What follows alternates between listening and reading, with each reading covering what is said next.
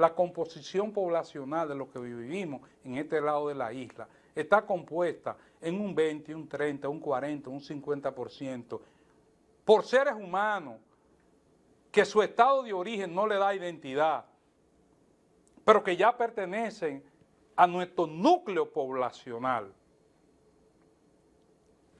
¿Cómo tú vas a sostener ese no reconocimiento? Entonces nos van a obligar, o más bien la realidad que hemos permitido, pueblo y autoridad, porque el pueblo hay que meterlo en eso también. El pueblo ha sido irresponsable. Claro. Y los gremios. Entonces, todos aquí tenemos una cuota de responsabilidad. Yo desarrollo todos los sectores aquí, los diferentes gremios, sí. recuerda. Entonces, ¿qué sucede? Vamos a tener que abrir entonces. Y ahí es que mucho de lo que estamos en el movimiento decimos, es que la fusión nosotros no la vemos como Uchi y Altagracia Salazar se burlan cuando le hablan de fusión. Y muchos intelectuales de este país. Miren esto, ultranacionalista hablando de fusión, sí, cuando son dos pueblos diferentes, de culturas diferentes. No, es que la fusión es así. Es que la fusión es que cuando tú tengas 2, 3, 4, 5 millones de seres humanos que tú has permitido como pueblo y Estado que nazcan aquí sin identidad y su estado de origen de sus padres no se lo dan, ni nadie se lo reclama, ni se lo exige, tú vas a tener que abrir tu constitución. Y ahí ya la decisión de la Corte Interamericana, nefasta, del 2014, va a aterrizar. Eso viene, eso está ahí, eso esperando el momento. Entonces, la fusión, nosotros, algunos la vemos, por eso fue tan larga la exposición para llegar aquí. La fusión nosotros la vemos en eso, porque en filosofía del derecho se habla de que la norma, en este caso la norma constitucional, una norma constitucional no puede ser confeccionada ni puede tener vigencia cuando no está en conteste con la realidad. Y le voy a poner un ejemplo. La Constitución antes de 2010 no reconocía la unión libre, pero la realidad es que desde hace décadas o siglos la unión libre era lo que sustentaban los hogares dominicanos. ¿Y cómo tú vas a sustentar la vigencia de una constitución al margen de una realidad así? Así no va a pasar con el tema de lo que nacen aquí, para que me entiendan más. Y la fusión es, entonces, miren qué pasa. Esa gente que está naciendo aquí y en esos 600 asentamientos, yo no sé si tú sabes, aquí hay 600 asentamientos humanos, reproduciéndose seres humanos en la geografía nacional.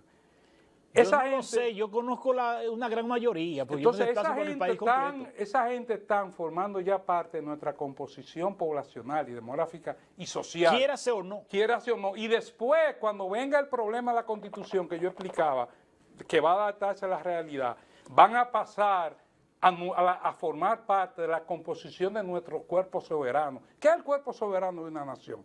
El cuerpo formado con los ciudadanos, con derecho de elegir, de ser elegido y de participar en las decisiones políticas trascendentales de esa nación. La fusión es esa. La fusión es por ahí que viene. Nunca lo había visto tan claro, hermano. Nunca lo había visto, sí, porque los traidores influyentes. Nunca lo había visto tan claro. Y no me da tapujo de decir los traidores. Tú sabes que soy un interesado siempre de ese tema. Mira, por ejemplo, a mi lado que está la bandera dominicana. Sí. Yo soy nacionalista.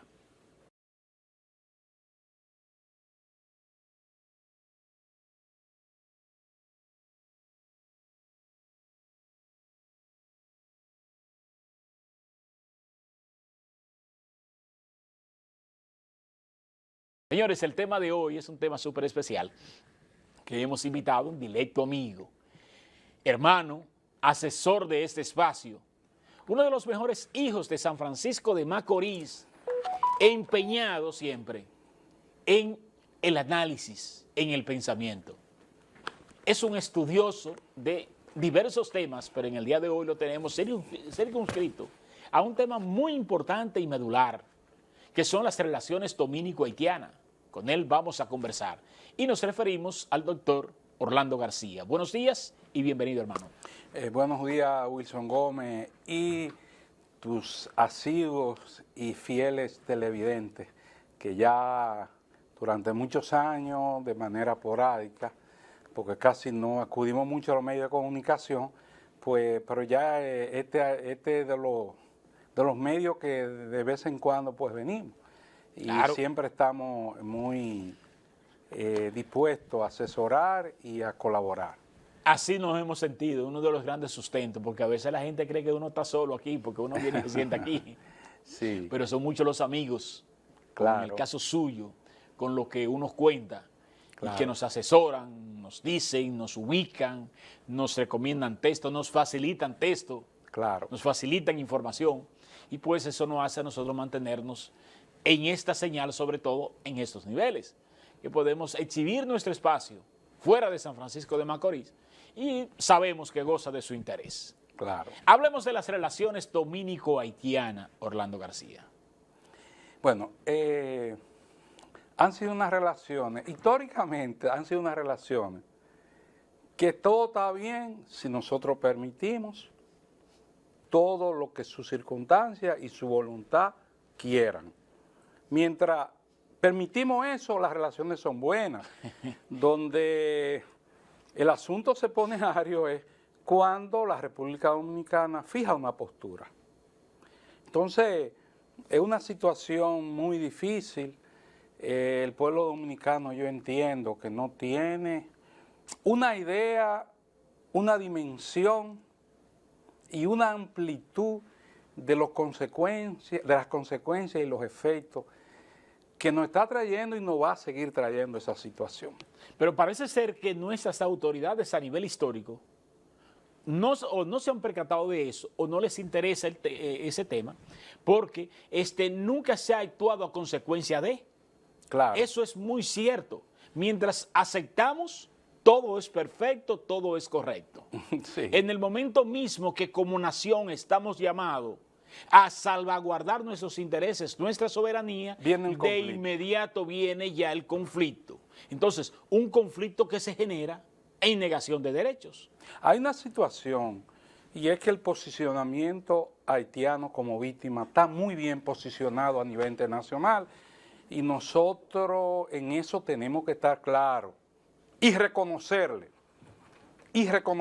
a la élite académica y pensante haitiana que ellos han sabido muy bien manejar eso. Porque siempre la Contrario, gente- contrario a la de nosotros, que eso quiero tener un espacio, porque nada más no es lo político, a esa élite pensante de nosotros también. Y voy a señalar casos puntuales donde entiendo que nuestra élite académica e intelectual para este tema ha servido para muy poco. y a veces para mal, o no, a veces. No, exacto. Ese Frecuentemente no para mal. servir se repercute. Dando la indiferencia como la Inquisición. Y voy a muchas veces no se dar hace. señalamientos y asuntos puntuales, porque entiendo que ya es hora que dejemos de ser como tan diplomáticos entre nosotros mismos y como tan irresponsables y de doble moral. Yo voy a dar casos puntuales en donde yo sustento el porqué. El porqué, sobre todo en las escuelas del derecho y del pensamiento jurídico de este país. Sobre todo, pero eso llegará a su momento dentro del Sí, desarrollo del pero programa. entrando ya prácticamente en lo que es la parte diplomática, una Sí. de las grandes debilidades nuestras Claro. es que tanto la Cancillería como el cuerpo diplomático, las legaciones en general, son la cuota de poder a los aliados incondicionales o del momento del partido político en el poder. Nuestra escuela de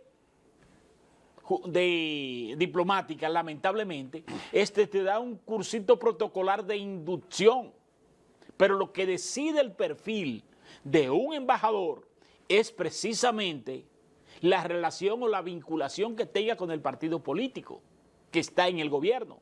Entonces, arrastramos un lastre, por así decirlo, tremendo de tú tener una persona incompetente, poca comprometida, desconocedora de lo que puede ser unas relaciones diplomáticas para jugar un rol decoroso y sobre todo, un ente de negocios, porque Claro. ya los embajadores no son embajadores. Antes un embajador era un intelectual que tenía una raíz marcada y profunda con el país donde era signatario, que conocía la cultura, primero de su país, porque era un intelectual y conocía la cultura del país donde iba.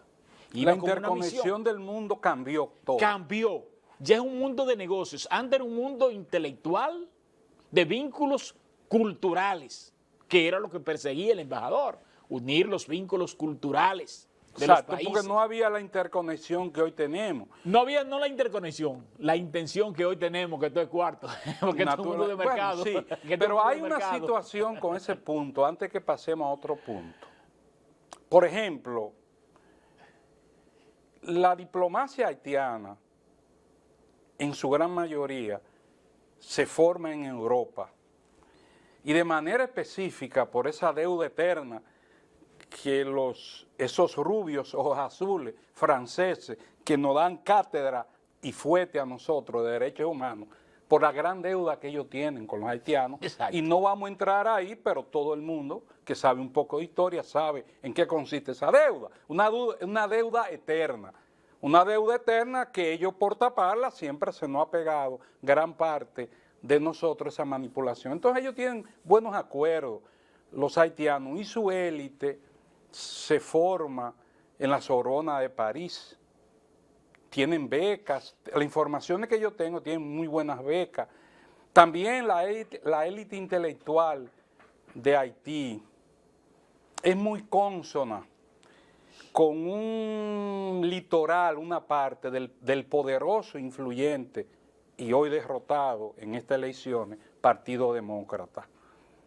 La élite haitiana en el Partido Demócrata es toda una fuerza, porque tienen una interconexión con lo afro, aunque nada tiene que ver los intereses de nosotros y Haití con África, pero Es un puente. sí, y hay una relación y un vínculo muy, por razones que no tenemos espacio para explicarla, entre los africanos y los haitianos, por razones obvias.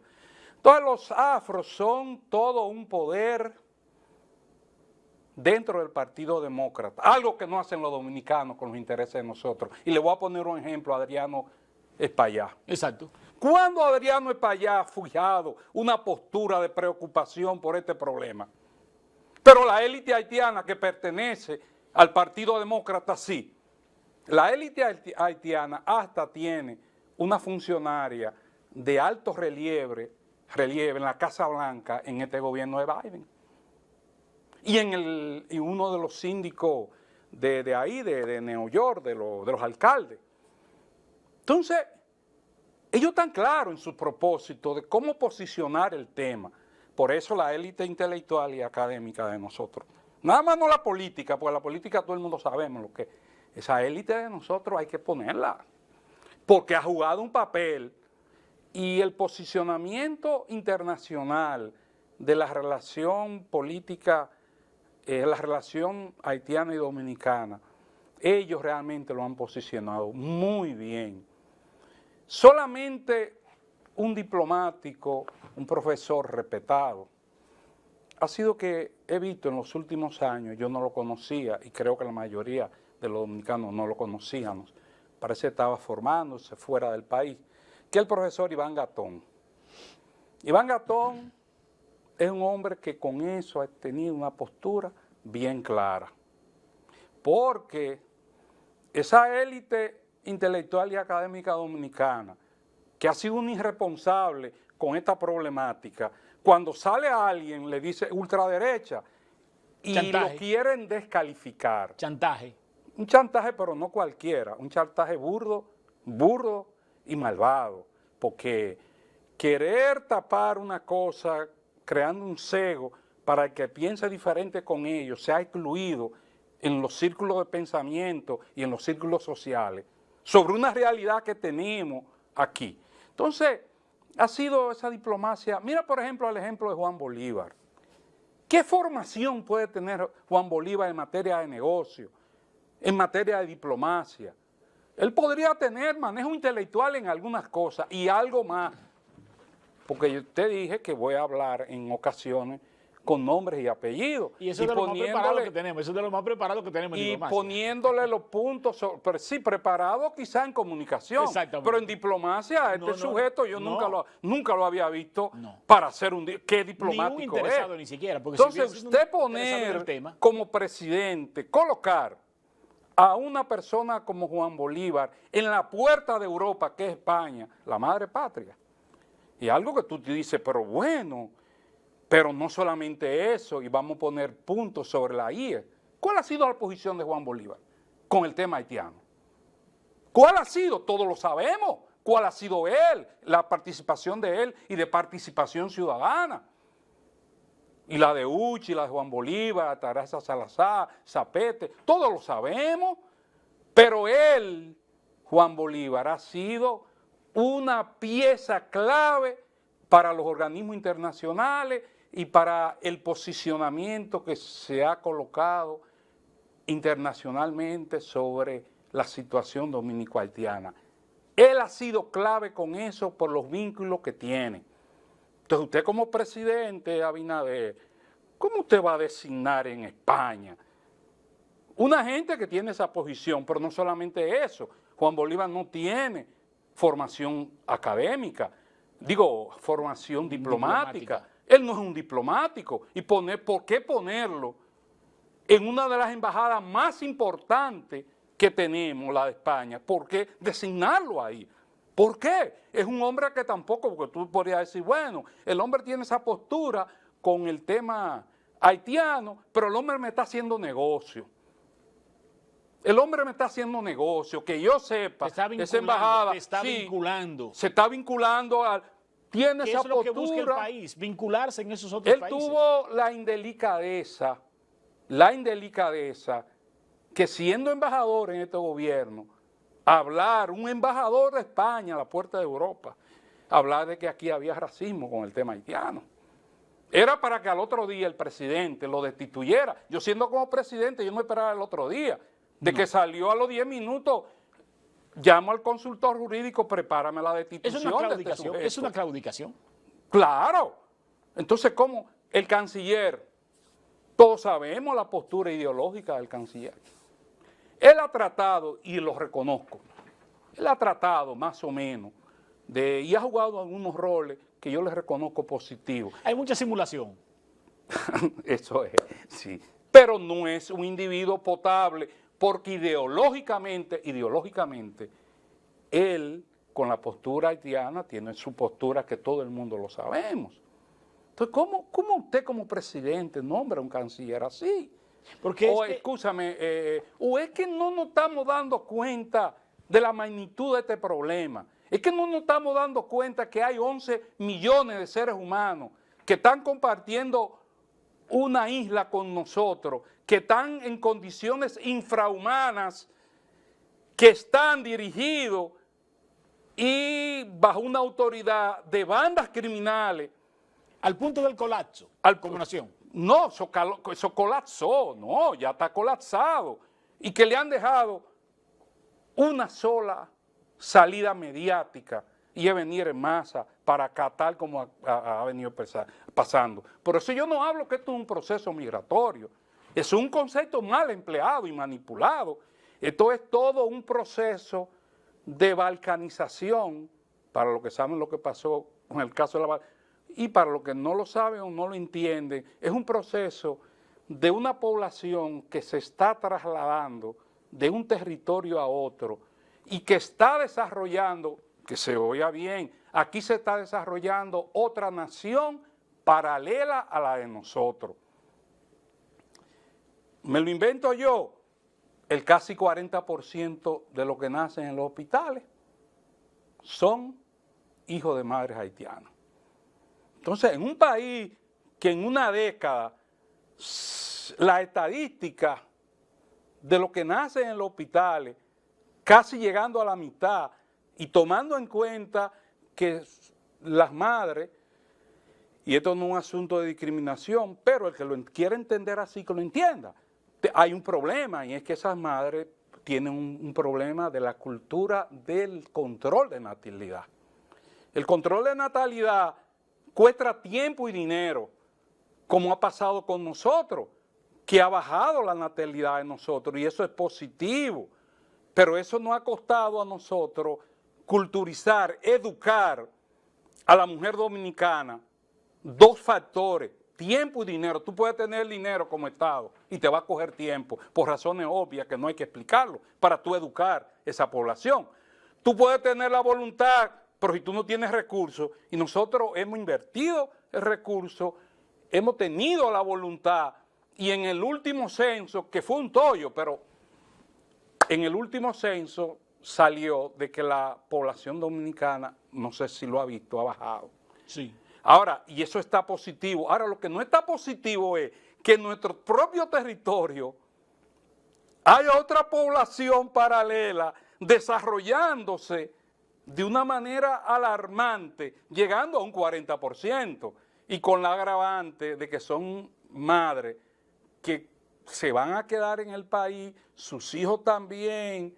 Entonces la reproducción proyectada a unos 20 o 30 años, esto no sabemos. Y tenemos una frontera que además de porosa, de casi 400, que es difícil de controlar, tenemos el problema también de la corrupción. Que La hay frontera geográfica, sobre todo donde hay una frontera jurídica tan débil como la que nosotros tenemos y tan ignorada como la que nosotros tenemos, además de la cultura de nuestro país con relación al cumplimiento de la ley. Hay una relación, y es bueno que los televidentes, no sé si quiere que entremos al punto de la cultura, de la frontera jurídica, o seguimos y luego... Seguimos. Pero nos detenemos ahí en ese punto. ¿Podemos detenernos ahí? Bueno, hay una situación que tenemos, el pueblo dominicano tiene que tener en cuenta dos elementos que se toca muy poco, que es ese crecimiento poblacional paralelo de casi un 40%, mal contado, porque muchos dicen que eso está desde un 50 para allá, señores, de lo que nace en este país, con la situación de la frontera jurídica, es decir, eso que están haciendo, ¿son o no dominicanos? ¿Qué dice nuestra Constitución? Esa es una parte muy interesante que a mí me interesa sobremanera y a la propia población, que se nos diga de una vez y por todas, que nosotros entendamos de la voz de una persona que no tiene mayores compromisos con su país, como es el caso tuyo, que no representa ningún sector poderoso, como muchas veces la clase intelectual, sí. No es su voz, sino la calidad de la representación de un grupo poderoso que hay detrás y que lo sustenta, que son los que facilitan la beca y hacen la conexión y la cuestión, ¿verdad? Es la de los negocios. En el caso de Orlando, que tú no tienes compromiso más que con tu país, ¿cuál es la real situación de esos niños que nacen en la República Dominicana? ¿Son o no son dominicanos? Voy a tener que tomarme mi tiempo. Tómase su tiempo. Y voy a dar un enfoque que a muchos no le va a gustar y a otros sí. Incluyendo a los nacionalistas, va a haber cosas que no le va a gustar, pero mi deber es decirle a ese pueblo la situación actual y lo que puede venir de la repercusión jurídica con ese fenómeno descomunal demográfico poblacional. Bien, fíjense, la comunidad internacional siempre ha querido que nosotros asumamos un otorgamiento de nacionalidad vía jus soli sin restricción. ¿Qué quiere decir eso? Derecho al suelo donde uno nace. Entonces, de 194 países, pongan mucha atención, pueblo dominicano, a esto, que esto casi no, en las escuelas, ni siquiera en las escuelas de derecho lo explican eso, no es porque no lo sepan, sino porque nuestro intelecto está muy comprometido en muchos aspectos.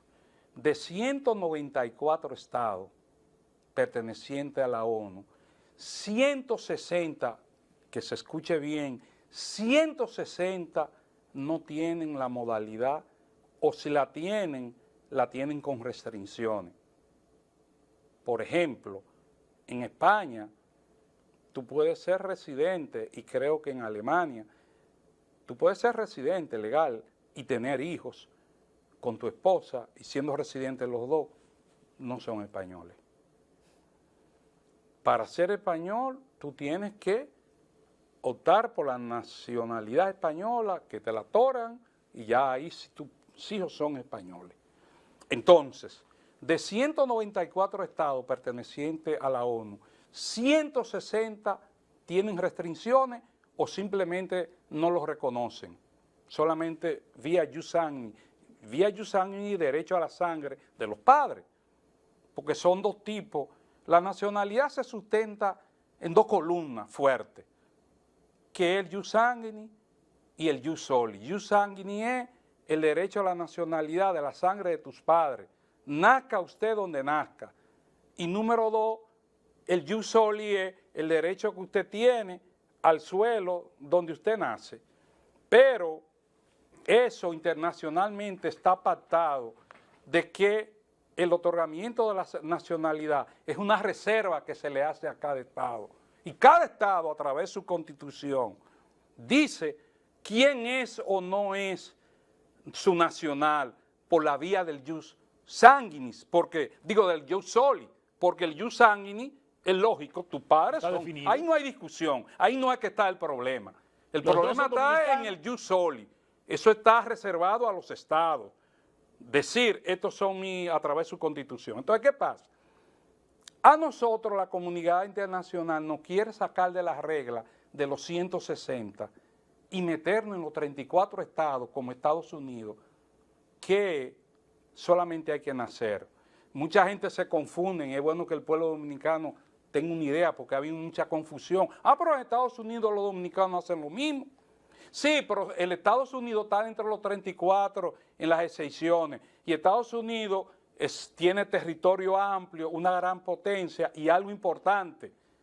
Estados Unidos, para hacer su poderío, jugó al inmigrante, desarrolló su nación con el inmigrante. Y nosotros somos pequeños, somos pobres, y nosotros no somos potencia para atraer a inmigrantes y desarrollar nuestra potencia. Entonces son dos diferencias abismales que hasta gente con ciertos niveles de intelecto y de academia ha creado esa confusión, pero no le explican, ni en las escuelas lo explican de derecho, no explican, no, espérense, es que la ONU con 194 estados, hay 160 que tienen restricciones, nada más no nosotros. Entonces, cuando un estado está en la obligación de darle la nacionalidad a un hijo de un inmigrante o de un extranjero, cuando sus padres no tienen vínculo de jus sanguinis en la nacionalidad, y el muchacho nació apátrida. Apátrida es, la patridia, es una condición muy excepcional, que se escuche bien la definición y el enfoque, muy excepcional, que en casos muy puntuales y muy excepcionales el Estado está en la obligación de asumirlo y darle la nacionalidad. Por ejemplo, un muchacho que te lo han dejado en un hospital, un inmigrante de esto, se fue la mamá, se escapó del hospital, no se sabe el muchacho de dónde es, aunque se presume quizás por el color de la piel, que es un ojo azul europeo, gringo, o un de tez oscura como un haitiano, un africano, se presume, pero no se sabe quién es el padre. Entonces el Estado está en la obligación, está compelido en esas circunstancias muy puntuales de asumir el compromiso del tema de la patria. Ahora, ¿qué han hecho aquí? Y Juan Bolívar ha sido uno de los precursores de eso, que no han querido meter como que el tema de los que nacen aquí están en condiciones de apatridia. Y eso es mentira, eso es falso. Yo lo explico en este ensayo que publiqué de 300 páginas en el 2000. Yo lo leí. 15, tú lo leíste. Claro. Recuérdate hace 10 años, 9 años, todo lo que escribía aquí. Sí. Uno lo vuelve a leer y uno dice, eso es lo que estamos viviendo en la realidad. Sí, sí. Hay muchos fenómenos que yo lo he entendido después de haber leído ese libro. Gracias que usted me da esa distinción de reconocimiento. No, yo fui de los primeros que tuve ese libro en la mano, hermano. ¿Qué pasa? Eso, Wilson y público Nadie quiso financiar eso. Yo le iba a regalar mi intelecto.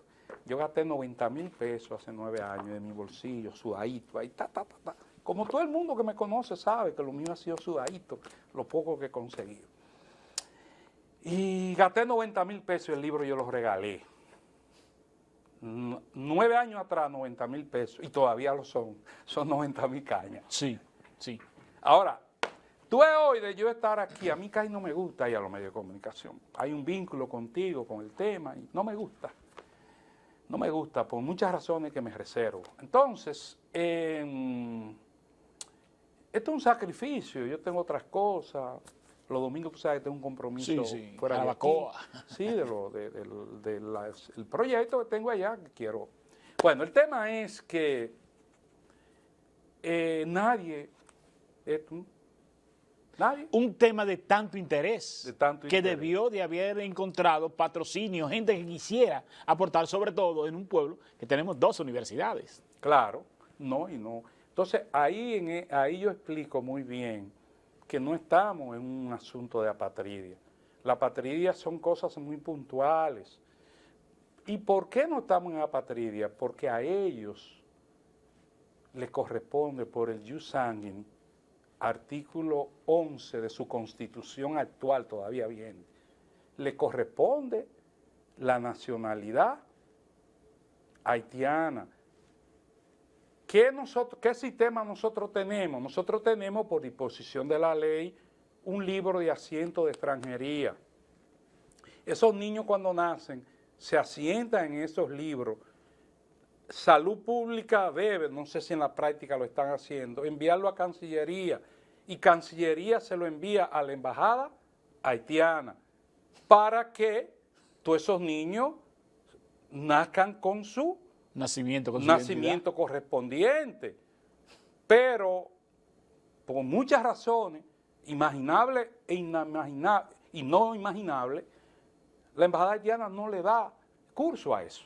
No, porque uno de los mayores problemas que tiene Haití es precisamente que no cuenta con un registro de identidad para sus ciudadanos. Bueno, pero debieron de haberlo hecho la comunidad internacional, pero no tirarnos ese problema. Es decir, miren, para que el pueblo entienda bien, porque es que no le explican al pueblo. Quien maneja el tema, porque es más conveniente tú venderte como ese gran humanista, con tu percha, ese gran taracorre con participación ciudadana, con una intelectualidad. Y esa postura que se le ha metido al pueblo dominicano, Wilson y pueblo, eso no lo hacen los pobres. Esa postura viene de sectores de poder. Eso es así. Cuando una sociedad como la de nosotros, con fenómenos como este, es indiferente, irresponsable. Hay un poder detrás. Hay algo.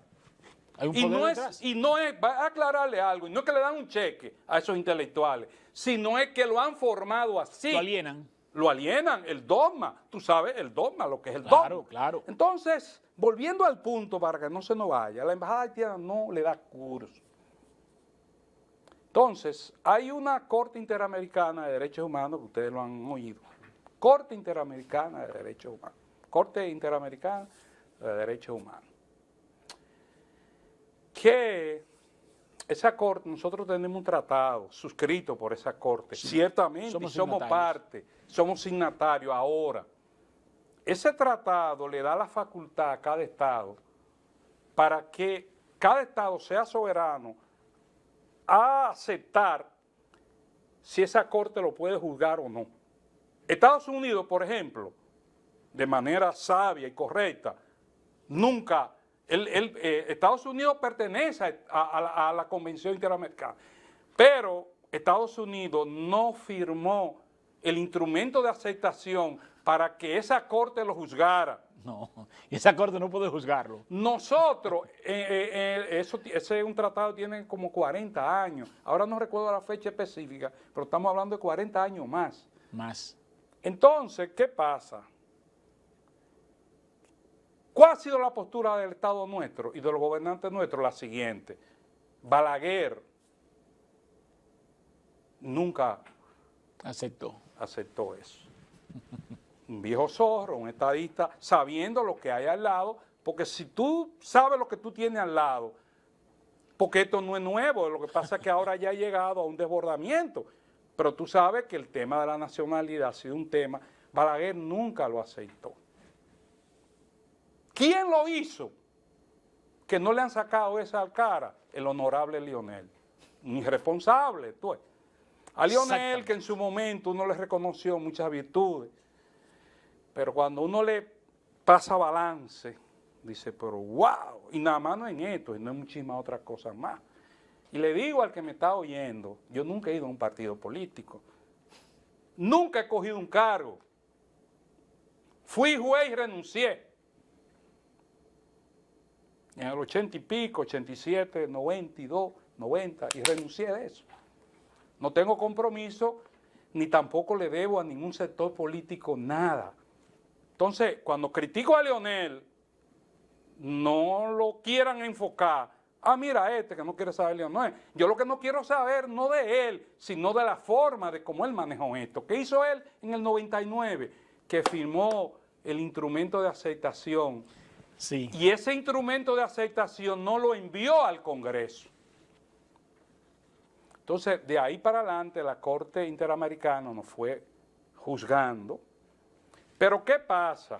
Es decir, que con esa le dimos la anuencia a ese organismo de la Corte Interamericana para que nos pudiera juzgar, porque si no cuenta con la anuencia del país soberano, Estado, no puede ser como juzgado. Estados Unidos. Exactamente. Estados Unidos, miren señores, esto es tan tal. Estados Unidos a esa Corte Interamericana es el aportante número 1. Exacto. De los costos de esa Corte, pero no ha aceptado que ella lo juzgue. Esa Corte no puede juzgar. Ahora, ¿qué a mí me Unidos duele de la intelectualidad dominicana y específicamente de mi colega, abogado y académico de Derecho Constitucional e Internacional de nuestras escuelas de Derecho a todos los niveles, que no te hacen ese enfoque ni ese recuento? Y no es porque ellos no lo saben, sino porque esa no es la tendencia de la predominación y de la imposición del pensamiento académico en la escuela del derecho de nosotros, que llega a la escuela de los jueces también.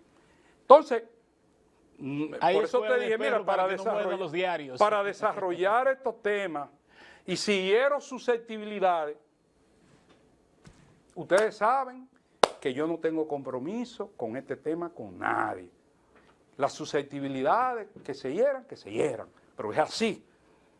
Entonces, por eso te dije, para yo desarrollar este tema necesito tiempo, ¿no? Puedo seguir. Tómese su tiempo, mi Entonces, hermano. mira qué pasa. Porque esta parte es medular.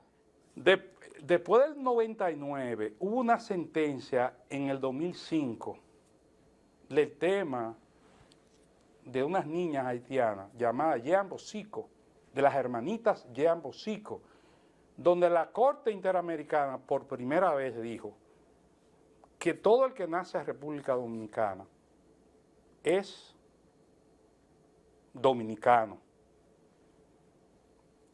y que esas niñas eran dominicanas. Eso fue en el 2005.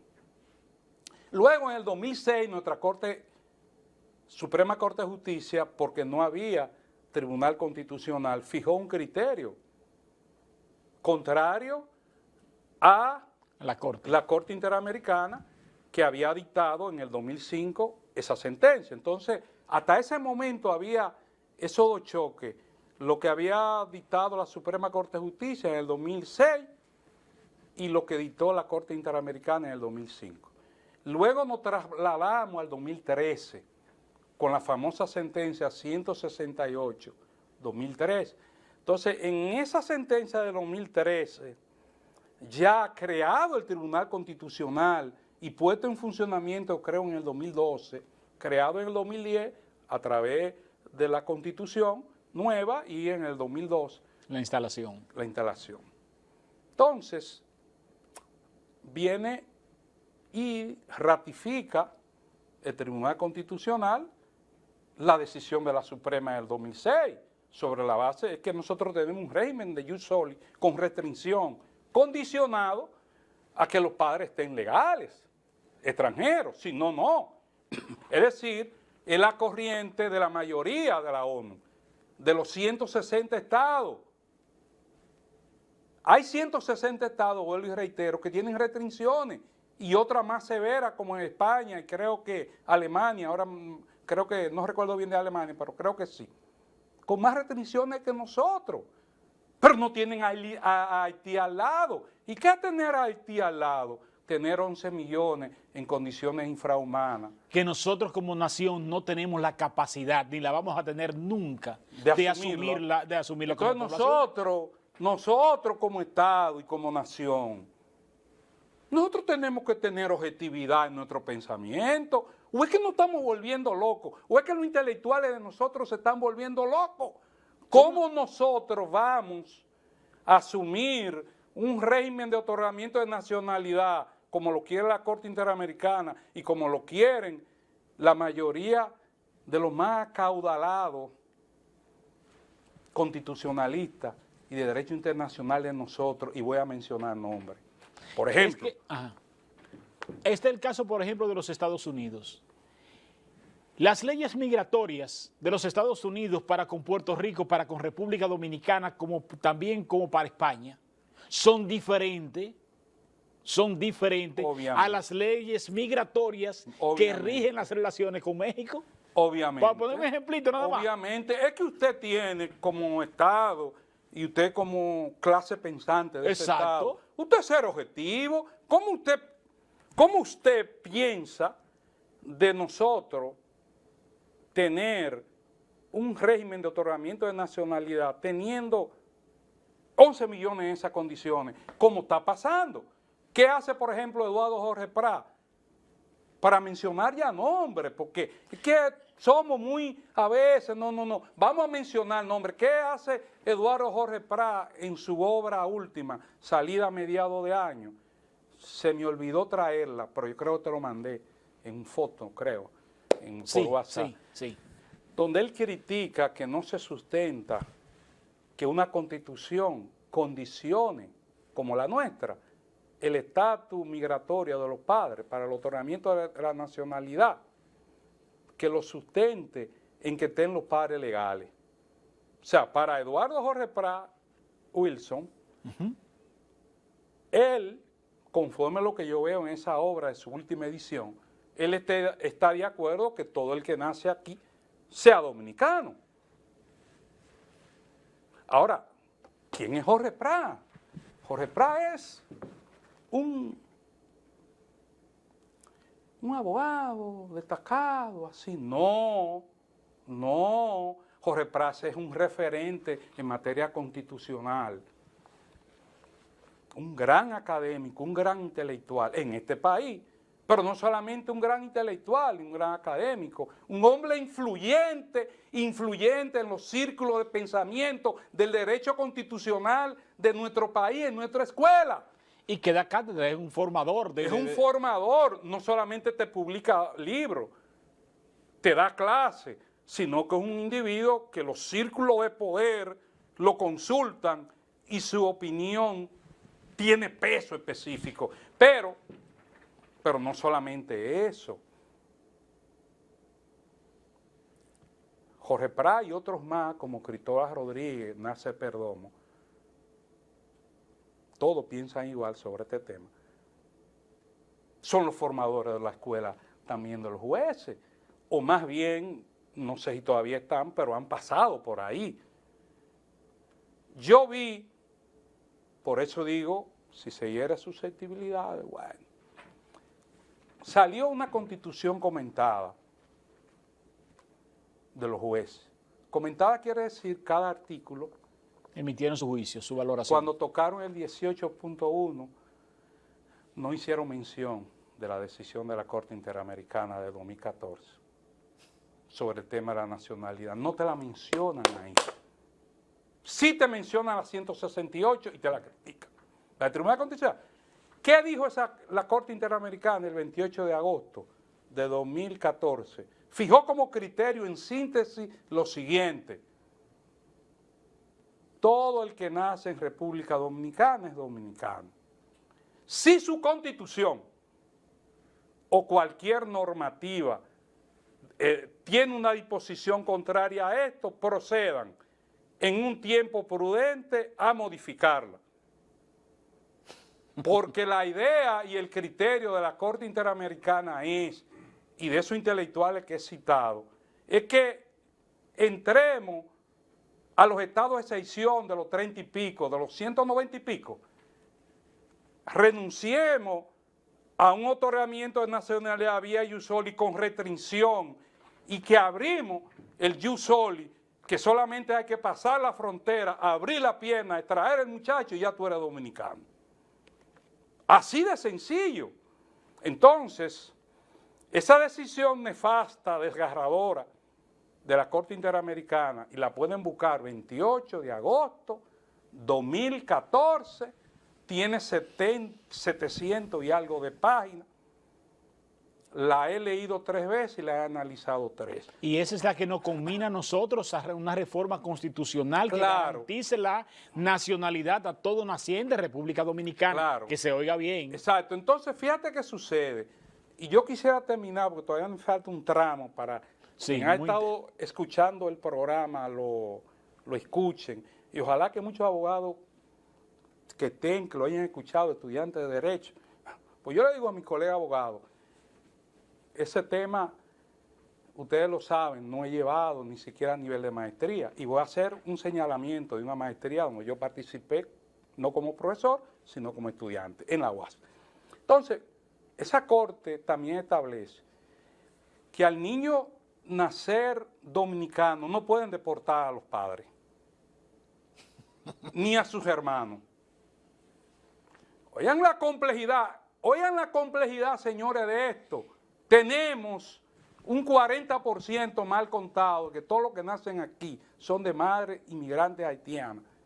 Pero tenemos también 2 decisiones, una del 2005, caso Jean Bosico, y otra del 28 de agosto, que es la que estoy comentando, de la Corte Interamericana, que fija el mismo criterio de Jean Bosico, pero se extiende más porque llevan el atrevimiento de decirle al Estado dominicano que es soberano para determinar quién es o no dominicano a través de su constitución, a que procedan a modificarla.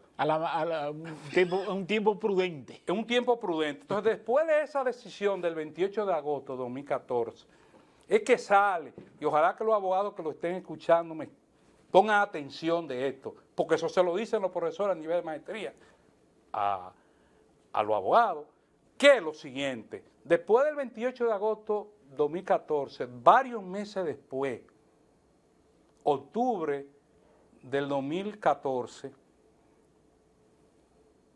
el Tribunal Constitucional declara inconstitucional el instrumento de aceptación del 99. Eso te iba a preguntar si es reversible. El Tribunal Constitucional, porque desde que Leonel cometió ese adefesio, esa irresponsabilidad y ese desatino, para no decirle otra cosa, Leonel, en el 99, de no mandarlo al Congreso y ir como un vedeto a la Corte Interamericana. Recuerden que Leonel en el 99 estaba con su aura internacional, su cosa. Un liderazgo. Sí, y él estaba en su propósito de un día pertenecer a la ONU, todas esas cuestiones, ¿sabes? Entonces Leonel va y le entrega eso.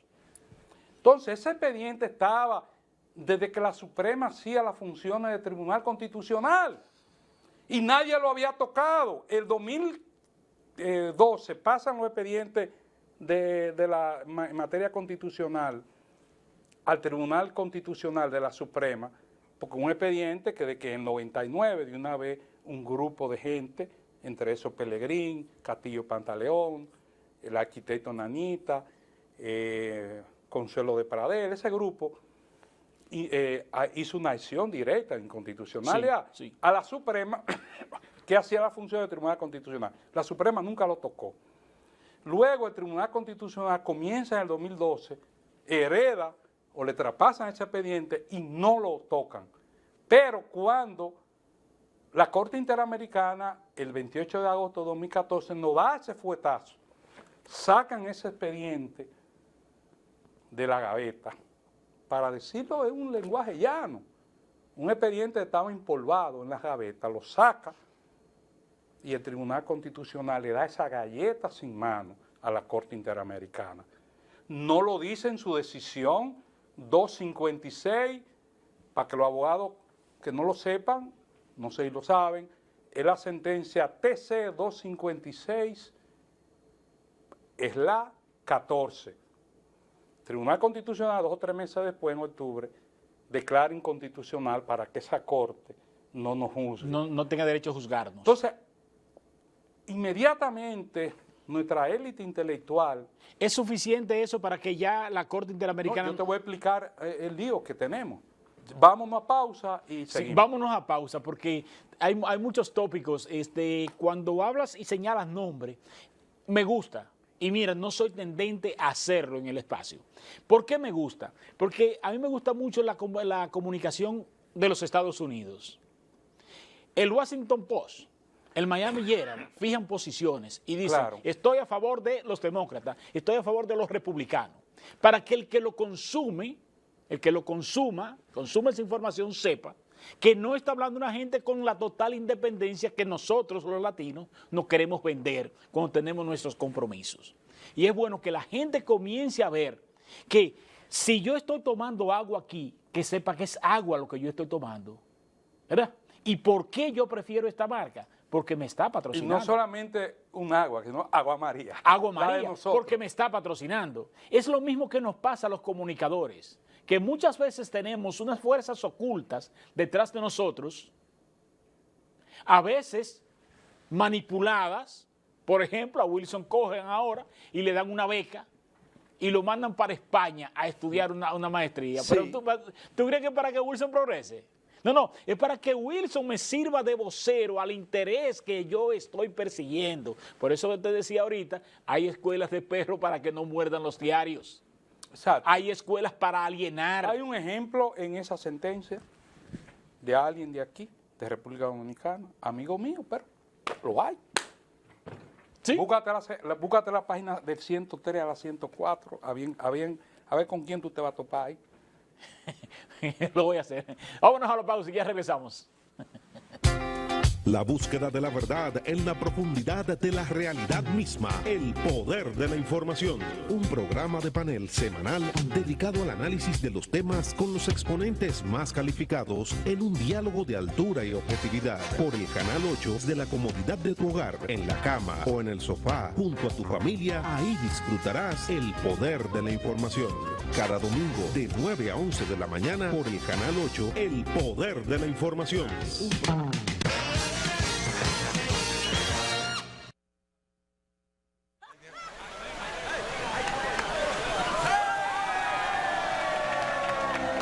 Hemos dado tantos pasos, hemos hecho sueños realidad. En cada esquina de esta tierra, ¡Nueva Nueva York! Vemos toda la felicidad. Oh, oh, oh. Siempre le damos para allá. Equipo que no se rinde, gente buena que da más. En cada esquina de esta bella tierra, la solidaridad es nuestro aliento. Tendiendo la mano, construyendo nuestros sueños. Que los dominicanos siempre le damos para allá. En Banreservas ponemos el corazón en el crecimiento de nuestra gente, comprometidos en todo momento y ocasión en ser el banco de todos los dominicanos. Quedamos con el tema desarrollado. Entonces, nosotros tenemos el asunto de que se dio esa sentencia del 28 de agosto de 2014, donde la Corte Interamericana fija como criterio de que el estatus irregular o ilegal, cualquiera de los dos conceptos que lo encaja cada quien, ¿verdad?, más correctamente, de los padres no es transmitido a los hijos, y que el estatus migratorio de los padres de irregular no es transmitido a los hijos, y todo lo que nacían en República Dominicana, esa Corte Interamericana considera como dominicanos, y en su parte dispositiva esa Corte ordena al Estado Dominicano que proceda en un tiempo prudente modificar la Constitución a los fines de instaurar un sistema de otorgamiento de un jus soli que solamente había que nacer aquí.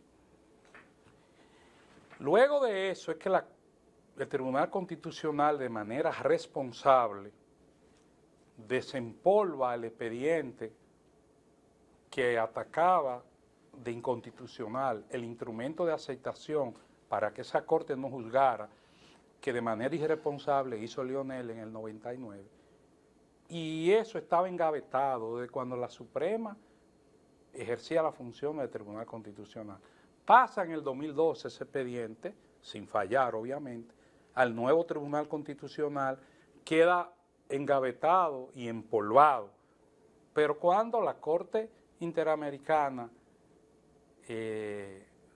dictó esa, yo siempre le digo, nefasta y desgarradora sentencia, el 28 de agosto de 2014, entonces el Tribunal Constitucional, y me consta, por informaciones que tengo, su presidente en aquel entonces, un presidente que lo vamos a recordar porque ahora, mira lo que pasó con la cuestión de los...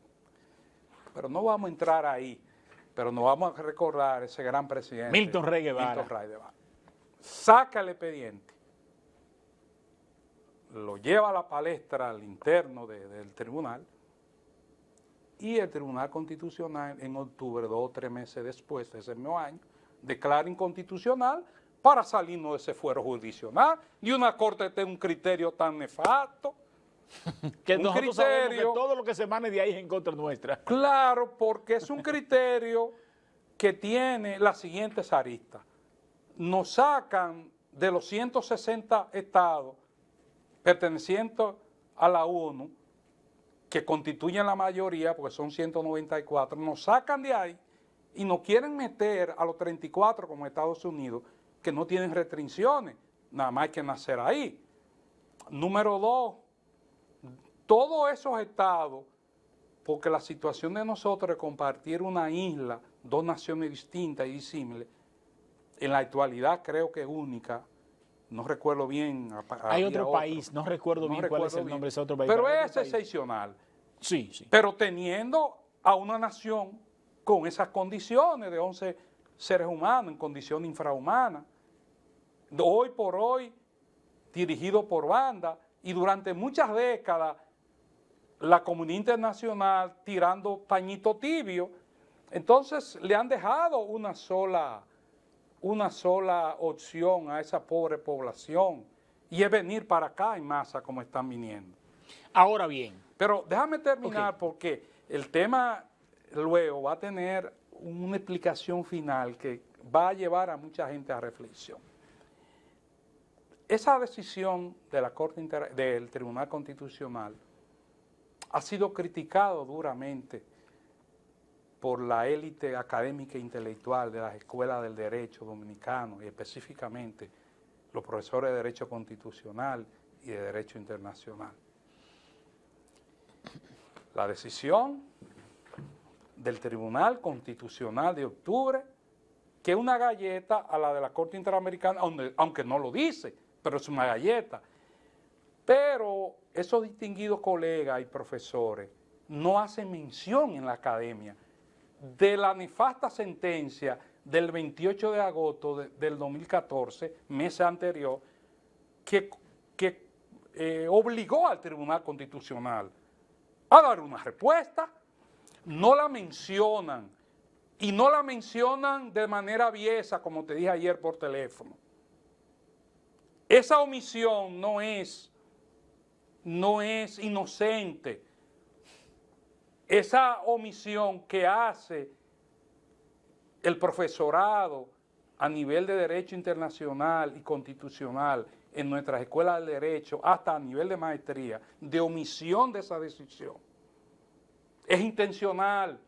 Y lo dije en una maestría que participé como estudiante 2018 y 2020 en la UAS, donde yo le decía a varios profesores, creo que no es honesto criticar la decisión del Tribunal Constitucional, para mí responsable, muy irresponsable, del 2014 de octubre, que declara inconstitucional el instrumento de aceptación, sin antes pasar por el tamiz en las escuelas del derecho la existencia de esa nefasta decisión. Porque es muy fácil usted manipular, hacer omisión como profesor, como orientador, como facilitador, como educador, hacer mención y atacar que el Tribunal Constitucional declara inconstitucional el instrumento de aceptación y omite de manera irresponsable,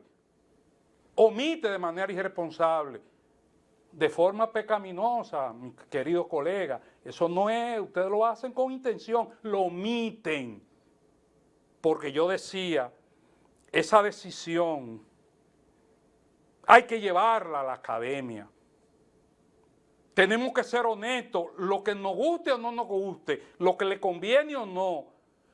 Porque esa decisión, quienes los están formando en las escuelas del derecho, tienen también que conocerla. Y para que te la correlacionen con lo que el Tribunal Constitucional meses posteriores hizo de salirnos de esa corte. Un profesor me dijo a mí, pero esa decisión no dice eso. Yo dije, no, espérese, profesor. Yo le he leído 3 veces y le he analizado 3. Tiene 700 y pico de páginas. Ahora, para la duda en el chat de la maestría, deme 30 segundos para yo enviársela a todo el mundo. Ya yo tenía un resumen, porque lo había hecho aquí, de las razones que le dio a la Corte para justificar la parte dispositiva, que había una correlación. Y en el desarrollo de esas 700 y pico de páginas, yo explicaba muy bien por qué decían que tenían que ser dominicanos. Entonces, ¿cómo usted como profesor me va a decir a mí que no? Y yo le dije, ¿usted la ha leído? ¿Usted la ha analizado? Se la mandé y le dije, no, y no solamente eso.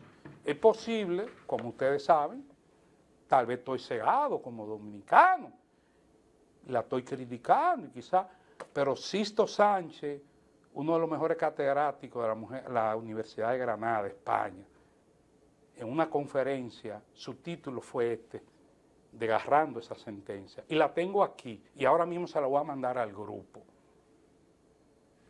Y cualquiera que tenga duda, se la mando también.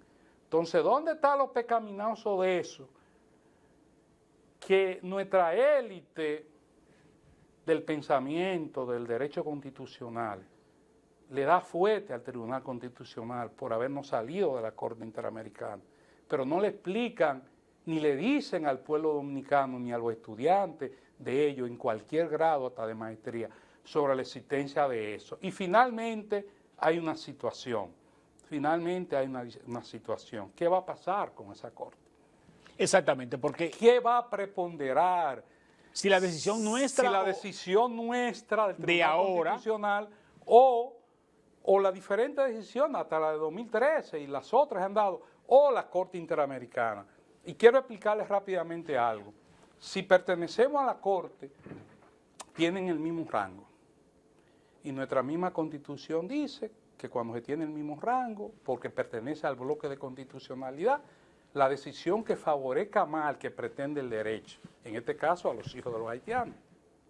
Entonces, para nosotros es trascendental, nosotros como nación, como académicos, como intelectuales, como pueblo, estar claro con eso. Muy a mi pesar, pero no nos conviene en esta etapa histórica de la nación dominicana que esa Corte nos siga juzgando como Estado.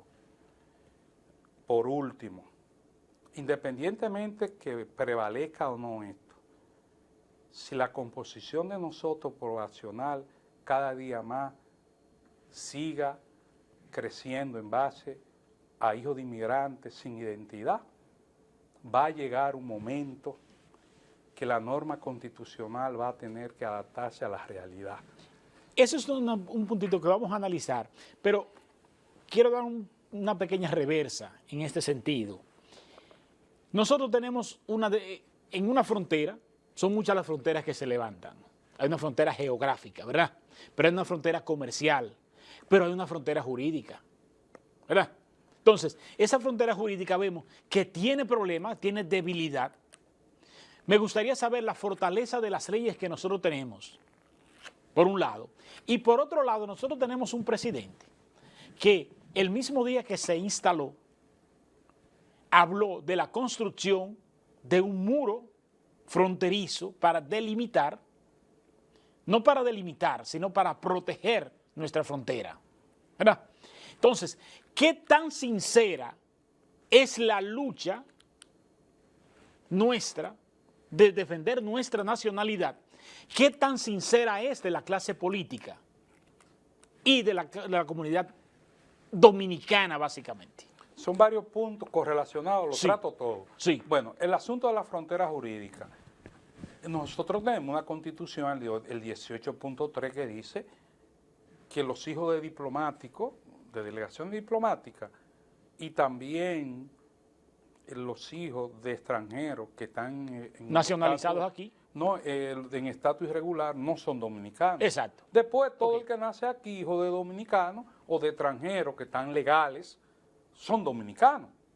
Esa es nuestra frontera jurídica, la Constitución y las interpretaciones que ha dado el Tribunal Constitucional sobre la base, que son contrapuestas a la decisión de la Corte Interamericana.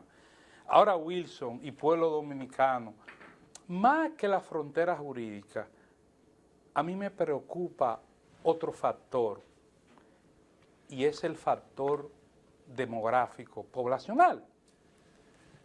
Si tu composición poblacional, con repercusiones en tu composición social, cada día más está compuesta por hijos de inmigrantes que nuestra frontera jurídica no los reconoce como dominicanos, y el otro estado de donde vienen esos inmigrantes es un estado fallido y que nadie le exige a ese estado, sí a nosotros, porque la Comisión Interamericana de Derechos Humanos nunca ha ido a Haití. ¿Y por qué si esa gente le cubren en los partos, ustedes a través de su embajada no le dan la nacionalidad? Nadie lo hace, pero sí a nosotros. Entonces, va a haber algo, y es que la Constitución de nosotros, el artículo 18.3, no va a ser sostenible con el tiempo. ¿Por qué? Porque tú no puedes tener una Constitución, miren, una Constitución que esté a la espalda de tu realidad social. En este caso, la realidad poblacional. Si la Es un composición... presagio fuerte, José Orlando. ¿Eh? Es un presagio fuerte. Claro que sí, y yo quisiera que el pueblo lo entienda, que es lo que quiero decir. Señores, si de aquí a 10, 20 o 30 años la composición poblacional de lo que vivimos en este lado de la isla está compuesta en un 20, un 30, un 40, un 50% por seres humanos que su estado de origen no le da identidad, pero que ya pertenecen a nuestro núcleo poblacional. ¿Cómo tú vas a sostener ese no reconocimiento?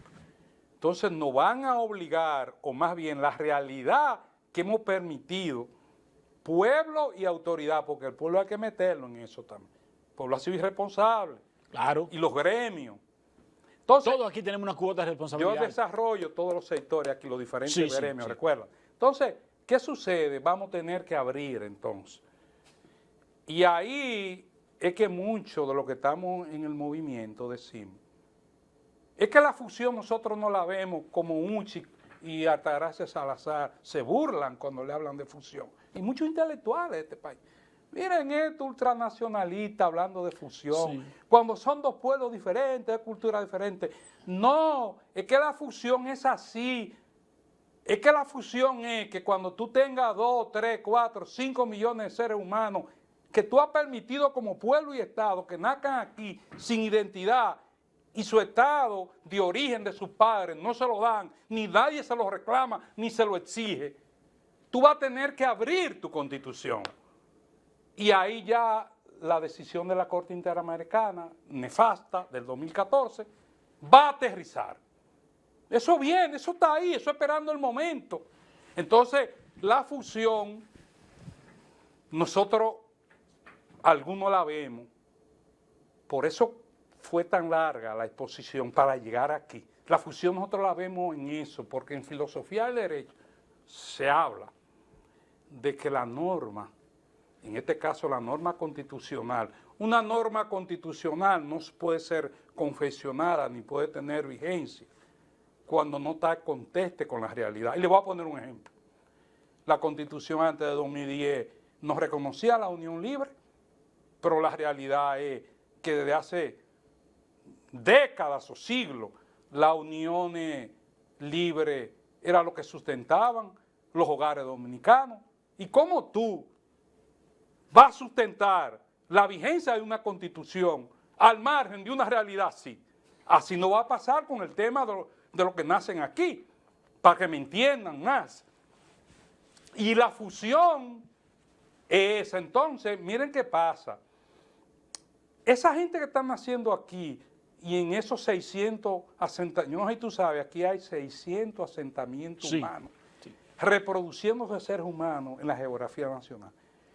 Yo no sé, yo conozco una gran mayoría, porque yo me desplazo por el país completo. Esa gente están formando ya parte de nuestra composición poblacional y demográfica y social. Quiérase o no. Quiérase o no. Y después, cuando venga el problema de la Constitución que yo explicaba, que va a adaptarse a la realidad, van a pasar a formar parte de la composición de nuestro cuerpo soberano. ¿Qué es el cuerpo soberano de una nación?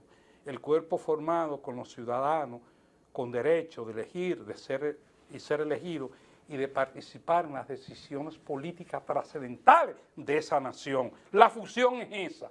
La fusión es por ahí que viene.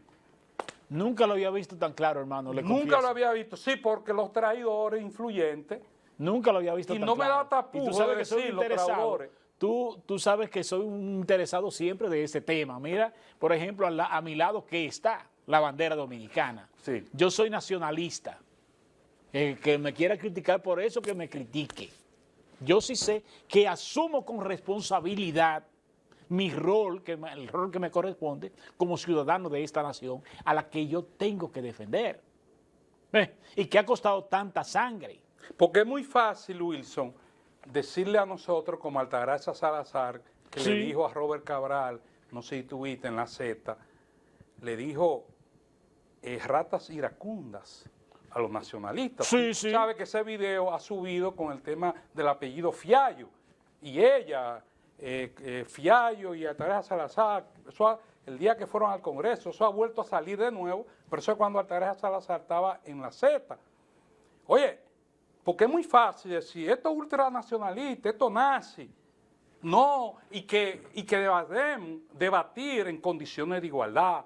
Así como ellos tienen toda la oportunidad en los medios influyentes, que nosotros lo tengamos también y que el pueblo sea el árbitro. No, y sobre todo con ese acoso de esas palabras y esos términos, claro. Porque el que piense diferente a ellos no le quita la condición humana, ni le va a quitar la condición de ser dominicano también, a igual que ellos con otra visión diferente. Eso ha tenido una repercusión tan grande que hay gente en la academia y en las redes que me dicen, estoy contigo, digo, pero ponme un like. No, tú sabes, es un tema muy delicado. Hay gente que sí. Pero hay muchas, no son pocas. Es como cuando tú estudiabas en la UAS, que si tú no eras comunista, tú eras un retrógrado, un elemento retrógrado. Claro que sí. Así es como nos quieren vender a los nacionalistas, como si fuésemos retrógrados. Ahora bien, en la parte de la frontera jurídica, que yo insisto mucho en este tema, de la frontera jurídica, hay muchas leyes anexas que son violadas constantemente como parte del negocio y vamos a ver, por ejemplo, la trata de personas.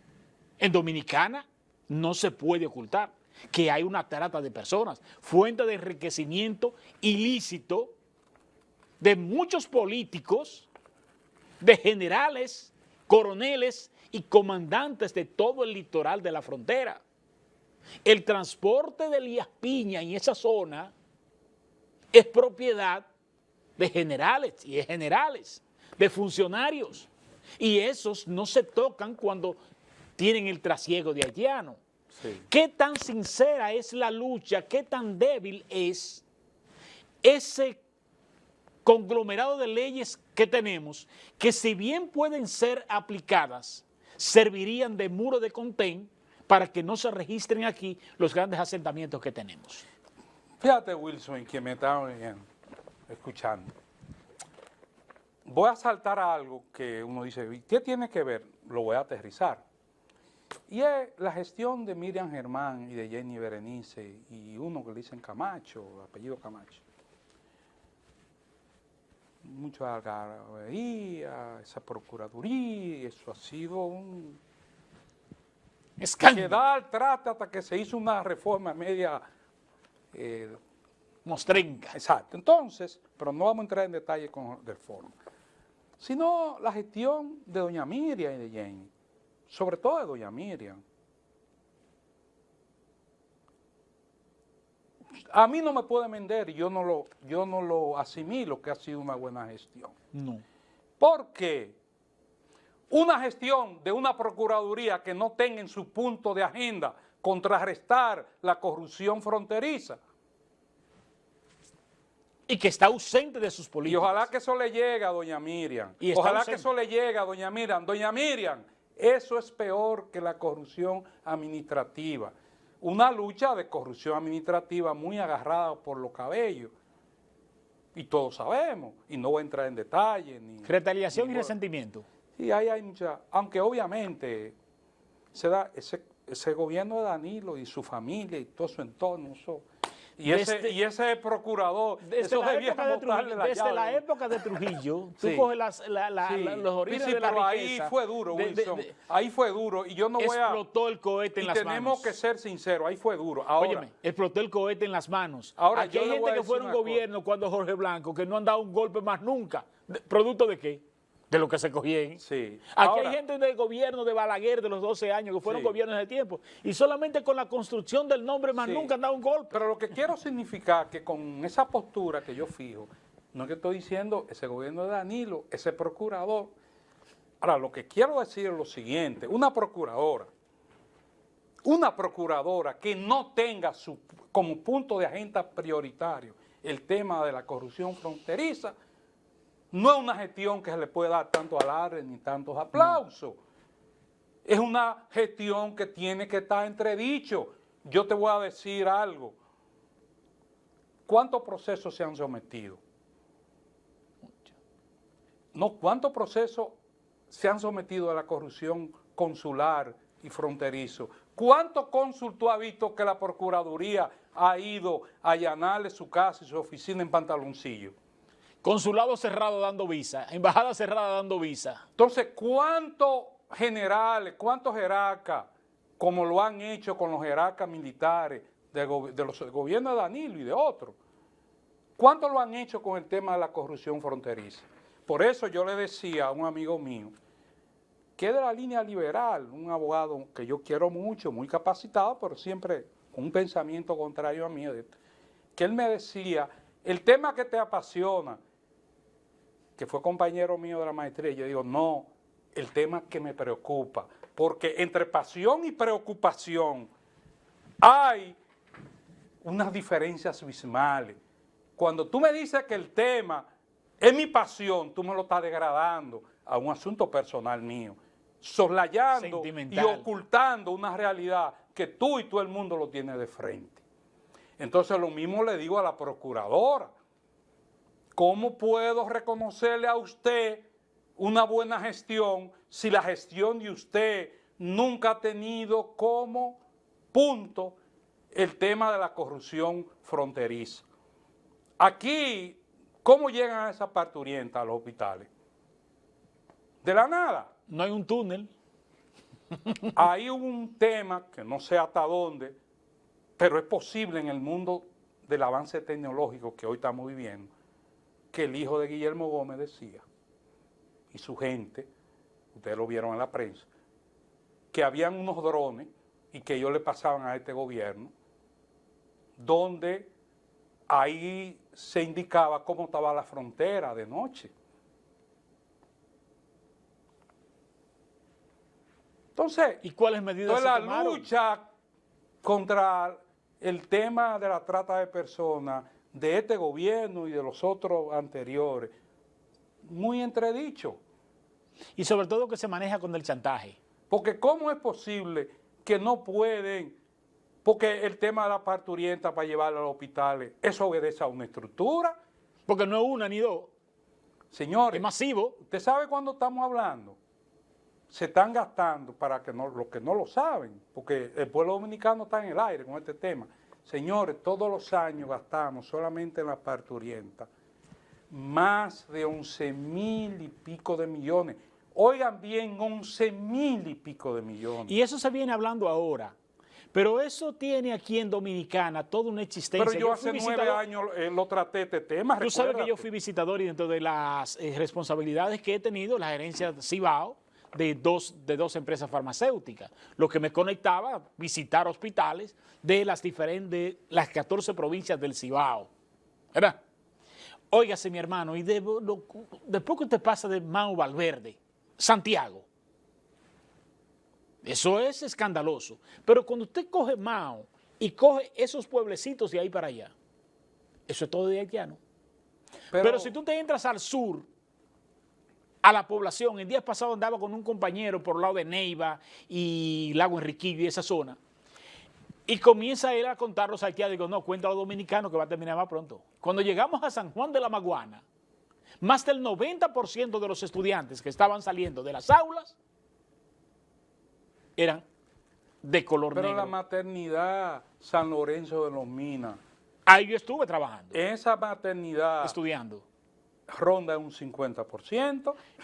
Cuando viene a ver está más. Entonces Está más. ¿cómo yo, este fenómeno de la parturienta, cómo yo lo entrelazo para que el pueblo tenga idea de eso? Señores, no solamente estamos gastando 11,000 y pico de millones, que responde a 10 años de escala después del terremoto, cada año va subiendo más. Esto yo lo interconecto a la decisión de la Corte Interamericana, que dice que son dominicanos, y a lo que yo expliqué del fenómeno demográfico poblacional y de la realidad que yo voy a social. estudiar ese tema, Orlando, Es un tema, es un tema. Hay que estudiar ese tema. Entonces, hay un punto que yo toco en mi modesto ensayo, no sé si te recuerdas, de un editorial del Leis Novelisti, que dice, abandonar Haití en viaje organizado para desactivar la bomba demográfica. Sí, me recuerdo. ¿Y quién es el periódico El Leis Novelisti? Es la expresión viva de la élite y de la intelectualidad política de Haití. Esa es la expresión, eso no son de los haitianitos que vienen porque, aquí. Entonces, hay... ¿qué ellos planteaban, escúchame, ese editorial? Que se llevara, óigase bien, pueblo dominicano, le solicitaban al gobierno de entonces, en el 2014, que llevaran como política de Estado la salida de 200,000 haitianos anuales. Entonces, ahí está transcrito, está la fecha de la publicación y fue de nuevo ratificado en el 2015. Entonces, tú teniendo como pueblo, como Estado, y tú como intelectual, tú sabiendo esto, ¿cómo es posible que no estemos en campaña de preocupación y de concientización? No solamente yo venir aquí, gente que hasta con más preparación que quien está dirigiendo la palabra, que están indiferentes o están del otro lado, que pueden manejar el tema y discutirlo, en un 90% están callados.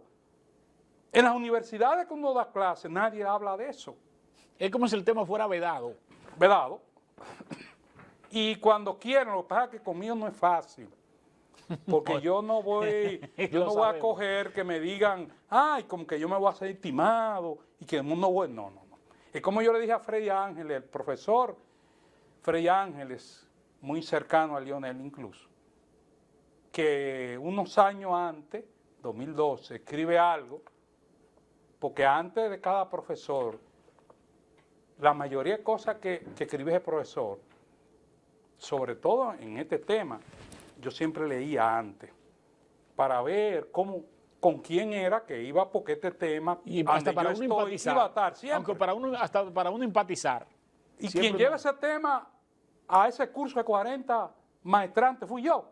Después nadie se interesaba de eso, como si no olvidáramos de esto. Entonces, algo importante, los 10 más destacados eran los 10 y habían 8 en contra.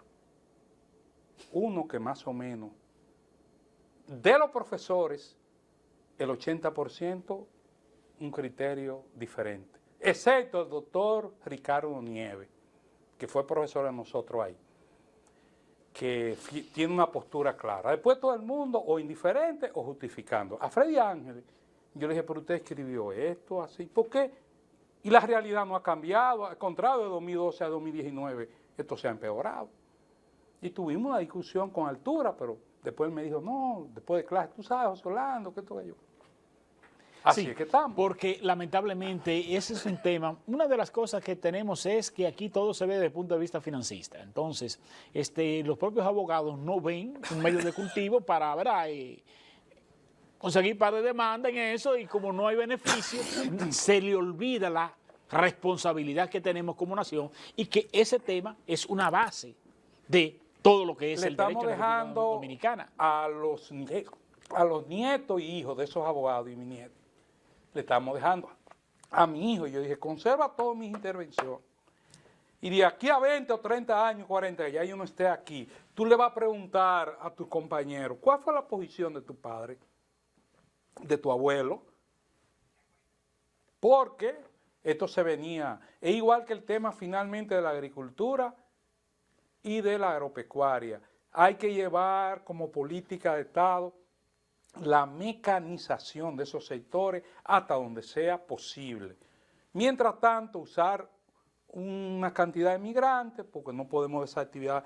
Que esa es otra ley que, por ejemplo, aquí no se cumple, que es la ley laboral, el 80-20. Ahora, ¿qué tenemos que hacer? ¿Qué tenemos que hacer? Ver cómo readecuamos, utilizamos una mano de obra transitoria, pero con un plan, pero desde una alta política de Estado, de mecanizar y tecnificar. Yo tengo, porque alguien puede decir, esto es lo que está hablando, es un sueño.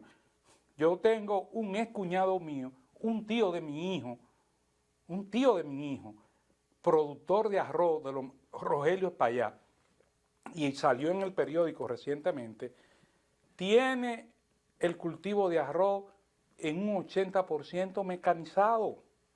La semilla no la riega un hombre con las manos, sino es toda una máquina. O sea, él tiene mecanizado el 80% y es un líder del asunto agroempresarial, que no es un cuento, existe en el país. Ciertamente, nosotros tenemos eso por un lado, y por otro lado, yo siempre he soñado con una ley de alta traición a la patria que incluya la muerte civil. Que un general de esto, un político de esto, un senador, un diputado, una persona que se haya comprobado, que se haya enriquecido a través de la frontera, sea un individuo con una muerte civil que no pueda ni siquiera firmar ni siquiera el acta de defunción de él. Que mucho deciden, cuando tú no puedes firmar tu acta de defunción ni siquiera. Es decir, como si no hubiese nacido, como si no existiera. Solo así tendremos nosotros un régimen de consecuencias, que es lo que nos falta y es un punto que no pudimos llegar ahí. En esos regímenes de consecuencias tan importantes para una persona que tenga un atentado contra una nacionalidad. Señores, no es jueguito, son 14 batallas que nosotros hemos librado y todas han sido en nuestro territorio. Nunca hemos ido allá. Nunca hemos ido allá. Y aún así nos reflexionamos. Y aún así nos reflexionamos y aún así la comunidad internacional nos sigue tildando a nosotros como los responsables de un conflicto que solo Haití y los haitianos tienen la responsabilidad. José Orlando, hermano, el tiempo se nos vino encima. Claro. Gracias del alma, sé que habrán otras oportunidades. Claro. Y este es un tema muy amplio que tiene muchas aristas todavía por tocar y que en una oportunidad prontamente yo sé que te tendremos. Un placer. Agradecido de Dios por rehabilitar esa salud, hombre ya totalmente, prácticamente saludable. Y pues, gracias por darnos tanto como tú nos das, tanto en forma personal, que contribuye a nuestra formación, como también a la sociedad con tu ejemplo y tu trabajo. Buenos días. Bueno. Señores, ustedes y yo el próximo domingo aquí nos vamos a encontrar. Buenos días. La búsqueda de la verdad en la profundidad de la realidad misma. El poder de la información. Un programa de panel semanal dedicado al análisis de los temas con los exponentes más calificados en un diálogo de altura y objetividad. Por el Canal 8 de la comodidad de tu hogar, en la cama o en el sofá, junto a tu familia, ahí disfrutarás el poder de la información. Cada domingo de 9 a 11 de la mañana por el Canal 8, el poder de la información.